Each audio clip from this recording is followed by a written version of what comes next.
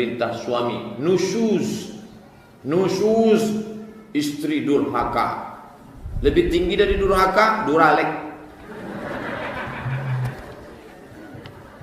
Lalu bagaimana dosanya Pak Ustaz? Lau kuntu amiran ahadan ala ayyasjuda ala ahadin. Kalaulah boleh aku memerintahkan manusia sujud kepada manusia, maka pastilah aku perintahkan istri sujud kepada suami. Tapi karena tak boleh bersujud, maka jangan kalian sujud. Andai boleh, aku perintahkan. Suami yang bagaimana? Nah, ini jangan melayang dulu.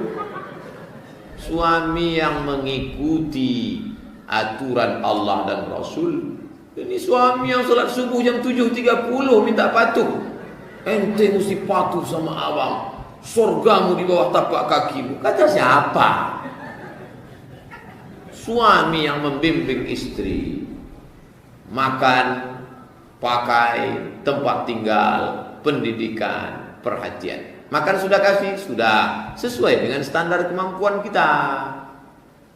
Pakai sudah? Sudah. Pakaian hijab syar'i, menutup aurat. Tempat tinggal sudah sesuai dengan janganlah sampai kita tertekan, stres. Pendidikan, sanggup mendidik dia? Didik dia. Dari maghrib ke isya, adinda buka Quran, baca. Abang mau dengar. Sudah mantap bacaan. Tapi abang tak pandai ngaji. Kalau tak sanggup mendidik dia, bawa dia ke masjid. Hari Selasa, bawa dia ke Masjid Ar-Rahman. Dengar Dr. Mawardi Muhammad Saleh. Besok subuh Jumat, bawa ke An-Nur. Dengar pengajian Dr. Saidul Amin, penyakit-penyakit hati. Subuh Ahad, bawa ke An-Nur. Dr. Mustafa Umar. Hari Sabtu jam 10 pagi, bawa ke An-Nur. Pengajian Asmaul Husna. Ya Rahman, Ya Rahim. Itu Asmaul Husna keliling. Ya Malik, Ya Kudus, Ya Salam, Ya Mu'min, Ya Muhaimin. Apa artinya? Apa maknanya? Itu dikaji semua oleh Dr. Mustafa Umar. Perhatian. Jangan istri minta perhatian. Silalah. Bang, kenapa kau tak memperhatikan aku? Mau nanti aku perhatikan ya? Lah. Gitu. Perhatian, pendidikan, perhatian. Sudah diberikan, melawan juga dia, maka nusyuz, neraka jahanam tempatnya. Kalau sampai dia melangkahkan kaki keluar rumah tanpa izin suami, mati dia, maka matinya neraka jahanam. Man mata ayyuma mra'atin, setiap perempuan mati meninggal dunia, wa zawjuha radin anha, suaminya dalam keadaan ridha kepadanya, maka surgalah baginya. Sebaliknya kata Nabi SAW, huwa jannatuki wa naruki, suamimu adalah surgamu dan nerakamu. Kau bisa masuk surga karena suamimu, kau bisa masuk neraka karena suamimu. Tapi suami yang taat, suami yang mengingatkan bapak, mengingatkan ibu tentang puasa sudah diqadha apa belum, suami yang membangunkan ibu di tengah malam mengajak tahajud, suami yang memperhatikan aurat, kenapa tak pakai baju kurung, kenapa tak jilbab panjang. Begitu. Jadi bukan asal mengambil nama suami saja. Tolong ceritakan beberapa peristiwa yang dilihat Rasulullah di neraka ketika Mi'raj. Akibat dosa apa saja mereka? Saya sudah bahas Isra Mi'raj dari A sampai Z. Berapa lama? 2,5 jam di Masjid Raudatus Shalihin. Pakai infocus. Malam itu saya azam, saya mau bahas dari A sampai Z. Saya minta masjid siapkan infocus. Tinggal buka saja www.youtube.com Somad Isra Mi'raj, enter, download gratis, dengarkan sama anak istri, buat nonton bareng 2,5 jam, kalah Real Madrid PS Barcelona. Di antara yang dilihatnya apa Pak Ustaz? Dilihat ada perempuan yang makan, laki-laki membuat memakan daging busuk, daging bangkai saudaranya. Siapa ini? Jibril. Mereka lah yang suka menceritakan aib saudaranya, tetangganya, kawannya, sahabatnya. Kalau ibu punya kawan suka menceritakan aib orang lain, waspadalah. Besok pagi ketika ibu tak ada, dia akan ceritakan aib ibu kepada orang lain. Kalau anak muda berjumpa dengan kawan suka ngerumpi aib orang lain ke kita, ketika kita tak ada, maka kitalah yang akan dia ceritakan orang lain. Itu sudah sifat dia. Maka cepat-cepatlah permisi. Beli kangkungnya 1 ikat, ngobrolnya 1,5 jam. Lalu kemudian Nabi melihat ada orang makan daging yang busuk, padahal ada daging yang segar. Siapa ini? Jibril. Inilah orang yang ada istrinya baik, cantik, solehah, tapi dia berselingkuh, berzina. Selingkuh. Sekarang selingkuh ini sudah menjadi biasa. Lagu pun judulnya selingkuh. Sepia, selimut tetangga. Sudah menjadi tren dan gaya. Tak terhitung tak berapalah SMS WhatsApp yang masuk ke HP saya ini tentang perselingkuhan. Luar biasa. Ustaz, iya, suatu malam ketika lampu sedang mati, aku melihat ada cahaya terang benderang di kamar kami, dan cahaya itu pas di tubuh istriku.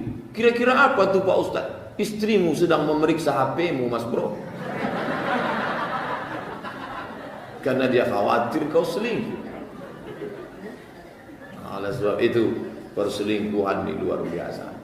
Itu di antara beberapa. Kalau mau lengkapnya, bukalah YouTube, tulis Somad spasi Isra Mi'raj. Dapat nanti videonya di situ. Bagaimana cara keluarga saya mengundang Ustadz untuk mengisi acara di masjid saya?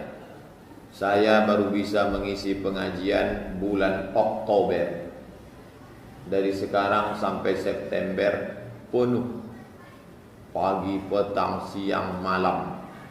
Tadi ada ormas ngajak rapat. Ustadz kapan kosongnya? Dari jam 11 malam sampai azan subuh.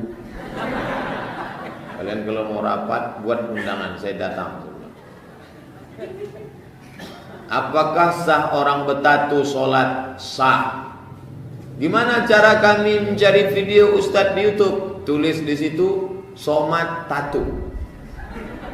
Dapat. Tadi sore ada perempuan nanya, tak tahu entah dari mana. Ada yang menyarankan saya nanya sama Ustadz tentang menyambung bulu mata. Setahu saya dulu di kampung yang disambung tuh galah untuk nyuluk jambu. Sekarang bulu mata disambung. La ilaha illallah. Saya bilang itu sudah saya bahas dulu di masjid PMC. Gimana nyari videonya Pak Ustadz? Tulis di YouTube Somad Tato. Karena di situ ada pembahasan 5 tentang perempuan tukang buat tato, minta buatkan tato, mencabut bulu mata, alis mata, kemudian mencukur, mencabut, merapikan segala macam, menjarangkan gigi dan merubah ciptaan Allah. Ada videonya, share bagi ke kawan-kawan. Orang yang sudah bertato, maka kalau dia taubat, tak perlu dia setrika tatunya. Biarkan aja, sholatnya sah, wudunya sah, karena tatu tak menghalang, tidak najis. Ada tatunya gambar ular kobra, biarkan aja. Ini tidak diambilnya setrika, mau belok-beloklah ular tadi, biarkan aja. Tapi ada mazhab yang mengatakan tato itu najis. Mazhab Syafi'i ceritanya begini. Cara membuat tato itu, dilobangi kulit itu, setelah berlobang dimasukkan kahal. Kahal itu celah yang dipakai, dimasukkan kahal. Ketika itu membekulah darah, itu yang disebut najis. Adapun setelah bersih dia tak perlu, biarkan saja. Jadi kalau ada preman masuk jadi imam bertato, biar aja. Imam di Jepang itu tato semua, karena mantan yakuza. Yakuza itu semua tato, dari sini saja tato semua. Yakuza, Allahu Akbar, Bismillahirrahmanirrahim, buat tato. Imam Yakuza, ada video Imam Yakuza bertato tapi bacaannya mantap. Udahlah bertato tak pula mantap bacaan. Karena orang tua berkata air wudhu tak masuk, air wudhu masuk. Yang tak masuk air wudhu, kutek tak masuk. Atau alat pencelup rambut yang dari plastik, tak masuk. Tapi kalau dia macam hinai, henna, black henna, tak apa-apa. Kuku potong pendek. Karena kalau kuku panjang, tak masuk itu air ke balik kuku. Apalagi bertelur pula cacing di situ. Membuat bakwan dia. Saya makan bakwan tu hati-hati. Pori-pori tangan tubuh, padahal niat hati saya ingin sholat dan tobat. Saudaraku yang sudah buat tato, kalian tobat saya, sholat diterima. Dengar videonya baik-baik. Kalau mau lengkapnya, somat tato enter. Adapun yang mau buat tato, jangan kalian buat tato. Ustadz dulu pernah buat tato. Dulu waktu kecil ada, kami buat waktu kecil. Ingin mirip Rano Karno. Dulu kecil-kecil. Bagaimana proses terjadinya Abu Bakar mendapatkan gelar As-Siddiq? Setelah Nabi Isra Mi'raj, diceritakan Nabi Abu Bakar, aku tadi malam naik ke Sidratul Muntaha, dari Mekah ke Masjidil Haram, dari Masjidil Haram ke Masjidil Aqsa, aku lihat banyak macam-macam. Kata Abu Bakar, sadaqta ya Rasulullah, engkau benar. Maka kata Nabi, ayyuhas siddiq, engkau adalah siddiq. Maka sahabat manggil dia Abu Bakrin Siddiq. Al-Khalifatul Awwal Abu Bakrin Siddiq radhiyallahu an. Nama aslinya Abdul Ka'bah. Abdul hamba Ka'bah, Abdul Ka'bah, hamba Ka'bah. Diganti Nabi namanya menjadi Abdullah. Nama ayahnya Abu Kuhafah. Nama lengkapnya Abdullah bin Abi Kuhafah. Umurnya lebih tua Nabi 2 tahun. Maka ketika Nabi meninggal 63, dia berumur 61. Dia jadi khalifah 2 tahun, pas meninggal macam umur Nabi 63 tahun. Itulah Sayyidina Abu Bakar Siddiq. Dalam Islam menurut Quran dan hadis, bagaimana kisah Masjidil Aqsa pada akhir zaman nanti? Di akhir zaman nanti, maka orang Yahudi sudah 5 juta orang mengisi Palestina itu. Sejak 1946 Inggris memberi dia ke Yahudi, Yahudi pun merebut. Bahkan Google sudah menghapus Palestina dari peta dunia. Dibuatnya situ Israel. Kadang kita benci tapi rindu juga sama Google. Maka kata dia tak ada lagi Palestina. Padahal PBB sudah mengakui Palestina. Maka nanti sampai masanya mereka perlahan-lahan. Pertama program mereka, semua Yahudi ramai-ramai balik ke Palestina. Sudah 5 juta berkumpul. Tanami Palestina dengan hijau-hijau.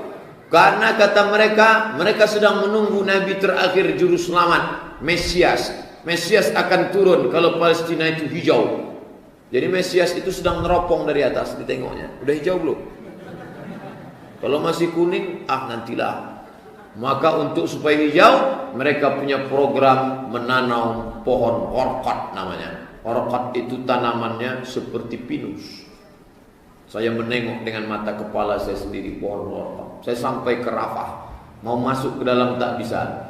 Tegak kami di tepi Rafah. Rafah satu kota dibagi 2. Sebelah diambil Israel, sebelah diambil Mesir. Rafah di tengah. Hijau, ditanami mereka hijau. Dan betul kata Nabi, nanti batu pun akan berbicara kepada orang Islam. Ya abdallah, hai hamba Allah, hadza Yahudi. Ini di belakangku ada orang Yahudi, fakturu, bunuh dia. Satu pohon pohon Yahudi yang tetap membela Yahudi. Apa dia? Syajaratul Warqat, pohon warqat. Subhanallah, apa yang dikatakan Nabi terwujud. Sampai sekarang mereka tanam warqat ini ramai banyak. Ketik di Google Al-Gharqad, alif lam ghain ra qaf dal, enter, nampak nanti pohon warqad. HP saya tak bisa ngetik Arab, berarti belum masuk Islam.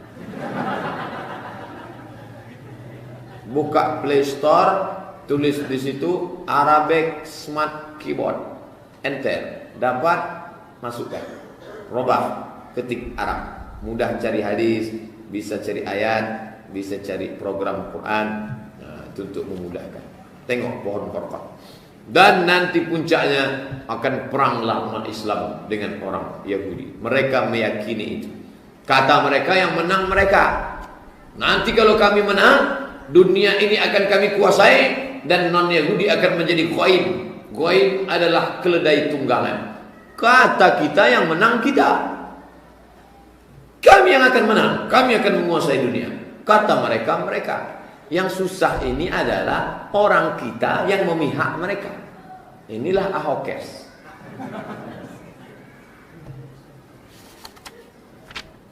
Bolehkah solat taubat dilaksanakan tiap waktu? Setiap waktu solat sunat taubat. Bismillahirrahmanirrahim. Man yudlilillahu fala hadiyalah wa yadharuhum fi tughyanihim ya'mahun. Sadaqallahul azim. Buya Hamka menutup Qur'annya salat sunat 2 rakaat. Datang anaknya Irfan, Buya salat apa tadi? Salat taubat. Memangnya dosa Buya apa? Sejak makmu meninggal, hatiku selalu terkenang dengan almarhumah. Buya Hamka salat sunat taubat karena hanya hatinya lebih banyak mengingat almarhumah bininya daripada Allah SWT. Tengok halusnya tauhid Buya Hamka. Orang sekarang mau ngenang bini orang. Jadi jangan anggap ngapain salat sunat taubat. Taubat kan habis mabuk. Bukan saudaraku. Setiap kita di banyak dosa, silap salah, bangun malam salat sunat taubat. Usolli sunnat taubat raka'ataini lillahi ta'ala. Ayatnya bebas. Maksud bebas itu pilihlah. Yang wa'aladdallin amin, bebas. Bolehkah? Boleh. Sebab pulang-pulang Buya Hamka orang alim, Masya Allah. Apabila imam baca ayat seperti kumur-kumur, tak jelas makharajul huruf, panjang pendek, sehingga ada rasa gelisah dalam hati, bagaimana sebaiknya Pak Ustaz? Apakah mengulang salat sendiri atau mohon ampun saja kepada Allah? Musyawarahlah, buatlah fit and proper test. Masjid di air dingin lebih bagus masjid kita ini daripada masjid di air dingin. Itu mengangkat imam hafiz Quran 30 juz. Masyarakat di sekeliling biasa saja. Masjid dekat rumah saya itu imamnya dibuat mahasiswa UIN. Bacaannya bagus, 2 orang, ganti-gantian mereka. Ketua masjidnya siapa? Abdul Somad LC. Kalau bapak sholat dekat rumah saya, mereka jadi imam. Kenapa tak ustadz yang maju? Saya kalau habis ceramah suara saya hilang. Bismillah. Jangan kita juga maju. Tapi kalau saya datang cepat, mereka segan maju. Jadi gimana caranya? Saya pura-pura lambat. Setelah nampak saya mereka udah maju, baru saya datang. Karena kalau saya datang, mereka segan. Udah saya bilang, saya kalau datang suara saya ini tak keluar. Tapi kalau saya keluar saya imam. Jangan sampai orang berbisik. Bapak tu dah tahu sejelas suara tak keluar. So mantap. Mahasiswa tu saya suruh maju. Mahasiswa fakultas dakwah. Mantap suara. Bismillahirrahmanirrahim. Gitu. Disangkanya saya tak ada di belakang. Ada saya di belakang. Inilah. Jadi kadang kita ni tak tahu kita diri kita ini. Itulah perlunya. Halakam ru'un lam ya'rif qadrahu. Celaka orang yang tak tahu siapa jati dirinya.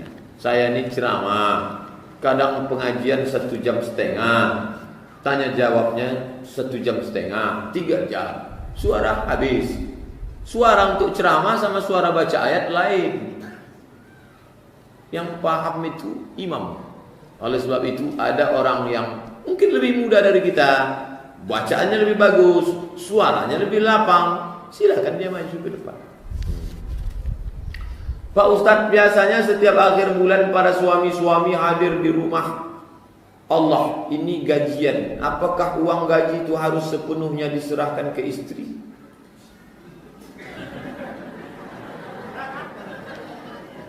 Ada namanya nafkah. Nafkah itu wajib. Makan, pakai, tempat tinggal, pendidikan, perhatian, wajib. Tidak ada kewajiban suami menyerahkan semua hartanya, gajinya kepada istri.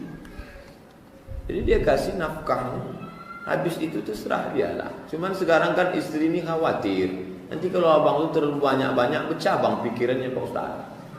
Jadi saya lah yang memegang. Itu musyawarah lah. Wa amruhum syura bainahum.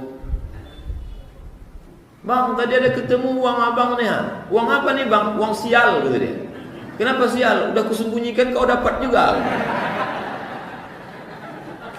Nah, ini Ustaz ini pengalaman pribadi nampaknya.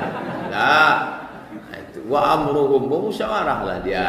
Tapi bahwa kewajiban semua itu kan tak ada. Jika saya tidak memberikan nafkah kepada istri saya, kan itu bunyi sigat ta'liq. Nafkah, makan, pakai, tempat tinggal, pendidikan, perhatian. Itu hak ibu. Kalau ibu tidak diberinya selama 3 bulan berturut-turut, maka ibu pergi ke pengadilan agama, maka jatuhlah talak 1 kepadanya dengan membayar iwat Rp10.000. Coba putar video itu balik. Itulah gunanya direkam waktu nikah kemarin. Namanya sigat ta'liq. Buka di Google sigat ta'liq, enter, dapat. Posting ke nomor bapak sekarang. Bang, ingat sigat ta'liq. Kata dia, aku ingatlah. Mana yang diutamakan Pak Ustaz? Istri apa ibu? Orang yang bertanya begini berarti ada masalah antara istri dengan ibu. Karena seorang istri yang baik akan berkata, bang, aku adalah milikmu, tapi engkau adalah milik ibu.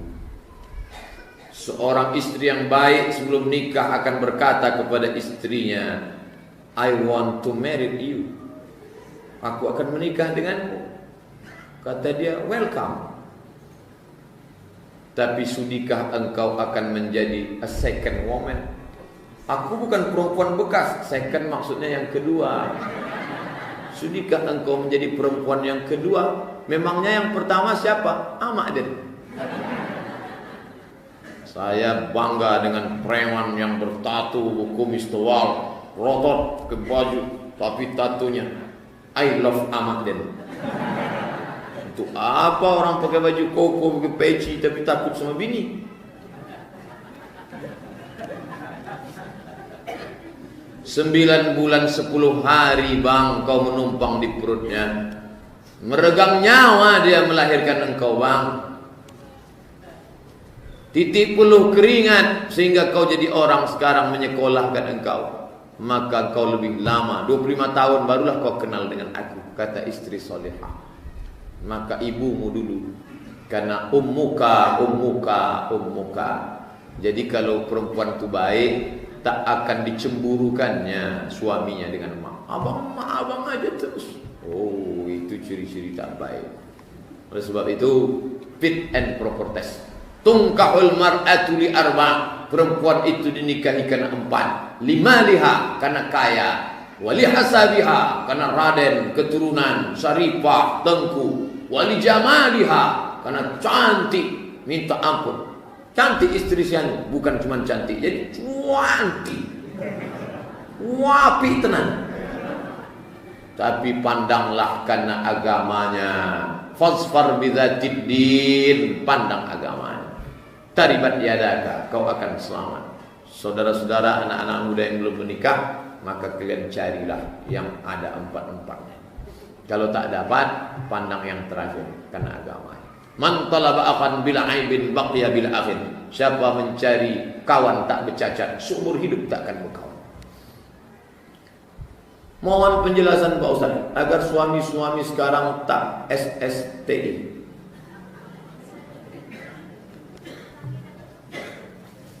Suami takut istri, kata ibu. Ustaz tolong doakan tetangga saya yang selalu iri dan dengki kepada kami. dan tetangga lainnya supaya bisa terjalin kembali silaturahim antara kami semua bertetangga.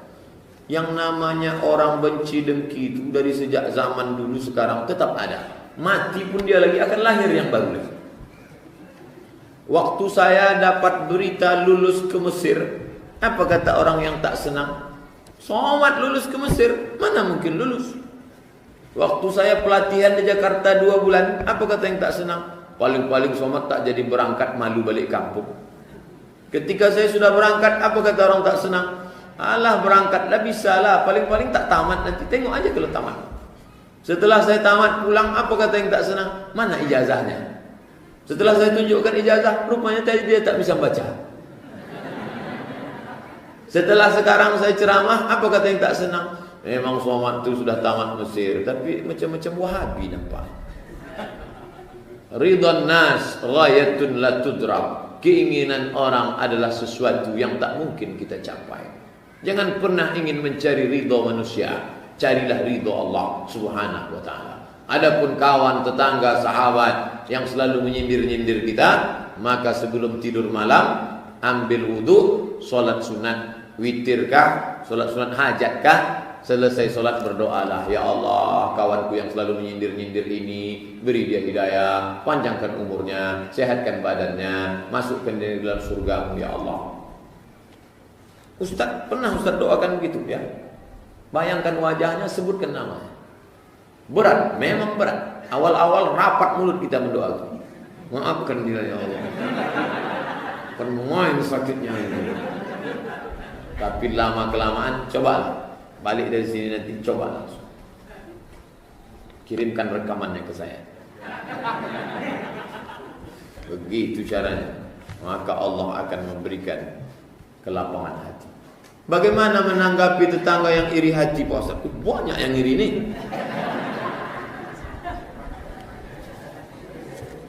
Orang tidak akan berhasil sampai dia menemukan 3. Yang pertama, kawan yang iri. Yang kedua, musuh yang benci. Yang ketiga, keadaan, lingkungan, zaman, waktu yang tak menyenangkan. Kalau ada orang yang iri, ada kawan yang benci, ada yang tak menyenangkan, berarti kita masih hidup. Berarti kita masih hidup. Kalau semuanya sudah tak ada lagi, berarti kita sudah mati. Karena dunia ini adalah tempatnya hak dan batil. Tapi kita tetap menasehati, wa tawassaw bil haq wa tawassaw bis sabr, dan jangan lupa mendoakan. Bagaimana ketika meninggal dalam keadaan tak bersapa dengan tetangga? La yahillu li muslimin, tidak halal bagi seorang muslim an yahjura akhahu, mendiamkan saudaranya fauqa thalasi layalin, lebih dari 3 hari 3 malam. Saya sudah 2 hari setengah Pak Ustaz, segera kirim SMS. Itta'ala Allahu ala jami'i khalqihi lailatan nisfi min Sya'ban. Malam nisfu Sya'ban, 25 malam lagi. Sekarang malam 11 Rajab, 21 Rajab. Nanti malam 14, hari 14 Sya'ban, malam 15, malam nisfu Sya'ban. Hadisnya sahih, kata Syekh Albani.